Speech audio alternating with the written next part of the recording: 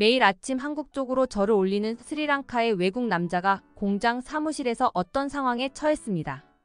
보스로 보이는 남자가 한 직원을 호출하고 달려온 직원은 보스와 언쟁을 벌이는 것처럼 보입니다. 하지만 이는 언쟁보다는 보스의 일방적인 행동으로 보입니다. 일어난 일에 대해 충격을 받은 이 직원은 아내와 자식들의 끼니를 걱정하게 되었지만 예상치 못한 반전이 있었다고 합니다. 그에게 무슨 사연이 있었을까요? 함께 살펴보도록 하겠습니다. 하루에 자그마치 16시간을 여기에서 일을 한단 말입니다. 그런데도 우리 가족들은 매일 끼니 걱정을 한다고요. 저는 단지 제가 일한 만큼 대가를 지불받고 싶은 것뿐입니다. 그러니 제발 정당한 수당을 지급해 주세요. 안녕하세요. 저는 스리랑카 공장에서 일을 하는 두 아이의 아버지입니다. 저는 오늘 제가 근무하는 공장 사장님과 언쟁을 벌였는데요. 그 이유는 저와 직원들 모두 잠도 줄여가며 하루에 16시간씩 근무를 하는데도 추가 수당을 받지 못해서였습니다. 회사에서는 그저 회사 규정을 언급하며 저와 직원들의 희생만을 강요하고 있는 상황이죠. 지속적인 야근을 강요받던 저는 오늘만큼은 도저히 야근을 할 수 없을 것 같아서 정시에 퇴근을 했습니다. 그리고 식당에서 음식을 포장해서 집으로 돌아갔죠. 아내는 먼저 퇴근하여 아이들을 돌보고 있었고 저를 기다리고 있었습니다. 여보, 오늘은 그냥 야근하지 않고 퇴근했어. 먹을 거 좀 사왔는데 아이들이랑 같이 먹어. 나는 회사에서 직원들이랑 먹고 왔으니까 신경 쓰지 말고. 포장해온 음식을 내려놓는데 배에서는 눈치 없이 꼬르륵 소리가 들렸습니다. 사실 오늘도 점심 한 끼 먹은 게 전부였습니다. 매일 이렇게 굶는 건 아니었지만 물가는 미친 듯이 오르고 급 여는 그대로라서 제 입으로 들어가는 거라도 아껴야 했습니다. 아내와 아이들을 굶길 수는 없었으니까요. 저는 애써 꼬르륵거리는 소리를 무시한 채 밖으로 나가서 바람을 쐬었습니다. 다음날 출근을 하자마자 보스의 호출을 받았습니다. 이때만 해도 무슨 일로 저를 호출하는지 몰랐고 곧 다가올 끔찍한 일들에 대해 상상도 하지 못했죠. 저는 이날 사장에게 직접 해고를 통보받았습니다. 해고 사유는 업무 태만이었습니다. 사장과 언쟁을 벌인 어제도 야근을 강요받았지만 저는 야근을 하지 않았다는 이유였죠. 자는 시간도 줄여가며 그 어느 누구보다 열심히 일을 했는데 업무 태만으로 해고를 당하자 너무나 분하고 억울했습니다. 회사는 저를 이용했고 단물이 다 빠지자 가차없이 버린 것이었습니다. 회사 측의 불합리한 대우에 정당한 권리를 주장했다는 이유로 이런 식의 부당한 해고를 당하는 상황이 억울했지만 제가 할 수 있는 건 없었습니다. 하루 종일 뼈 빠지게 일을 하면서도 가족들을 먹여 살리는 것조차 빠듯하고 심지어 저는 하루에 한 끼밖에 먹지 못하는 신세였는데 해고를 당하거나 네 앞으로 어떻게 생활해야 할지 앞길이 막막했습니다. 이런 식으로 살다가는 어느 순간 굶어 죽겠다는 생각까지 들었습니다. 최소한 저와 가족들의 끼니 걱정 없이 하루 세 끼 꼬박 챙겨 먹을 수 있는 경제력은 갖추어야겠다는 생각이 들었죠. 최소한 사람답게는 살고 싶었습니다. 하지만 이놈의 회사나 기업들은 저 같은 직원들을 이용해 먹기만 하고 필요 없어지면 가차없이 버리는 소모품으로 생각을 합니다. 그럼에도 먹고 살아야 했기에 어쩔 수 없이 그들에게 빌부터 하루하루 연명할 수밖에 없었죠. 이런 신세가 한심하고 화가 났습니다. 지금의 제 상황은 단 하루라도 일을 하지 않으면 당장의 끼니 걱정을 해야 했기에 바로 다음 날부터 일자리를 알아보기 시작했습니다. 그런데 이게 무슨 일인지 가는 곳마다 거절을 당했습니다. 저의 경력은 충분한데도 말이죠. 뭔가 이상하다 싶어서 거절하는 사유를 물어보았고 대답을 들은 저는 온몸에 소름이 돋았습니다. 저를 부당하게 해고한 회사 사장이 자신이 알고 있는 동종업계에 연락을 취해 저의 취업을 막고 있었던 것입니다. 그로 인해 스리랑카의 거의 모든 공장에서는 저의 이름이 블랙리스트에 올라 있었습니다. 저는 집에 있는 아내와 아이들의 끼니를 걱정해야 하는 처지였기에 이전 회사에서 저질렀던 행동을 후회했습니다. 그 행동이 정당한 행위였다고 생각하지만 그 결과는 오롯이 제가 감당해야만 했습니다. 저의 한마디 때문에 아내와 아이들이 당장의 끼니를 걱정해야 하는 처지가 되었죠. 저는 이 상황을 받아들이기 힘들었습니다. 스리랑카에서도 잘 사는 사람들은 잘 살고 있는데 나는 왜 이 모양일까?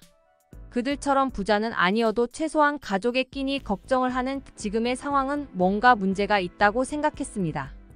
이것은 사회적인 구조의 문제도 있겠지만 무엇보다 저 자신에게 문제가 있는 것일지도 모른다는 생각을 했죠.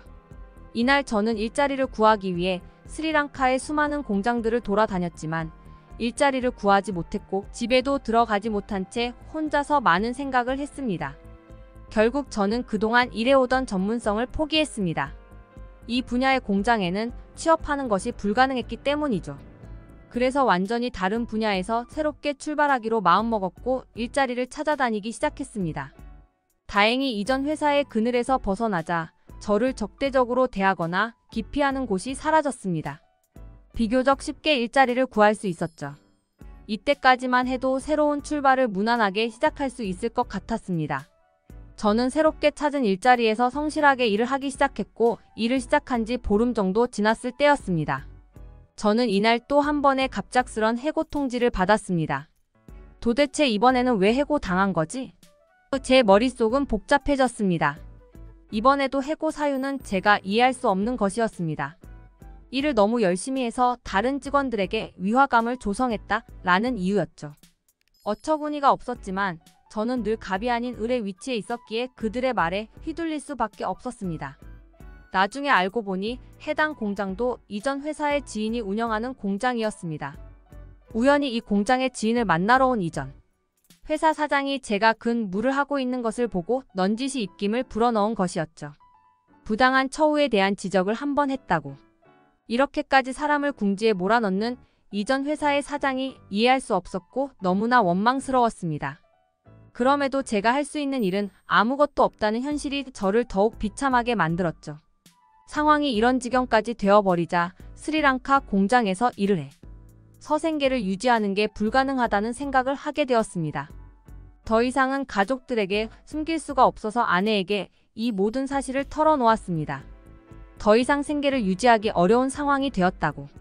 이제는 나도 어떻게 이 상황을 해결해야 할지 모르겠다고 솔직하게 말했습니다. 여보, 그런 일이 있었으면 진작에 말씀을 하시지 그랬어요. 혼자서 해결하려고 하지 말고 우리와 같이 고민하면 되잖아요.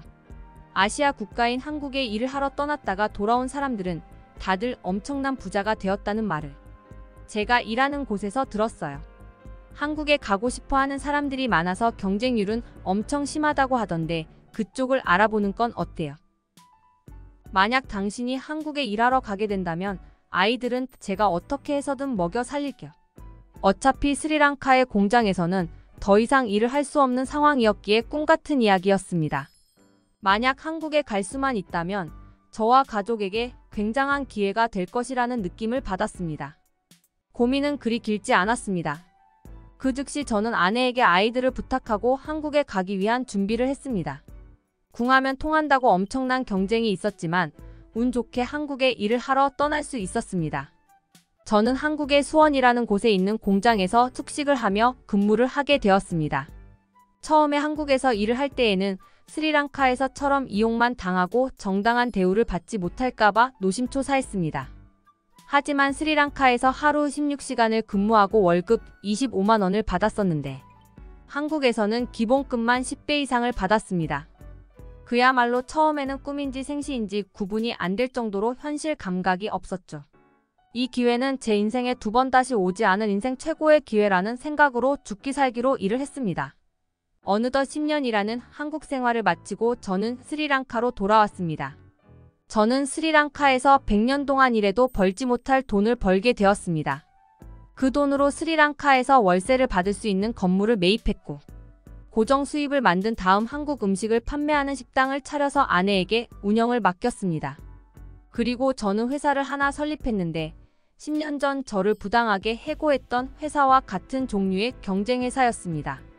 뭐 복수를 위해 그런 건 아니었지만 전문성을 살리려다 보니 그렇게 되더군요. 규모는 그 회사보다 작았지만 저희는 아이디어로 승부를 걸었고 지금은 경쟁 회사의 매출을 압도적으로 앞서기 시작했습니다. 결과적으로 저와 가족들은 더 이상 끼니 걱정을 하지 않아도 되었죠. 이 모든 것은 한국이라는 꿈의 나라에 갈 수 있었던 덕분입니다. 그리고 한국에서 일을 할 때 외국인이라고 차별하지 않고 따뜻하게 대해준 한국인 직장 동료들 덕분입니다. 그 감사한 마음을 잊지 않기 위해 매일 아침 한국 쪽으로 절을 하며 긍정적인 하루를 보내고 있습니다. 해외 네티즌들의 반응입니다. 지금까지 스리랑카 남성 페레라의 사연이었습니다. 끝까지 포기하지 않고 가족과 자신을 위해 피나는 노력으로 스리랑카에서 경제적 자유를 이룩한 페레라. 누구에게나 모든 것을 포기하고 싶은 순간이 올 수 있습니다. 하지만 그런 순간에도 끝까지 포기하지 않고 견딘다면 언젠가는 반드시 기회가 주어지는 것 같습니다. 여러분들의 구독과 좋아요, 알림 설정은 영상 제작에 큰 힘이 됩니다. 듣기 주셔서 감사합니다. 오늘의 영상은 이게 전부입니다. 모두가 건강하길 바랍니다.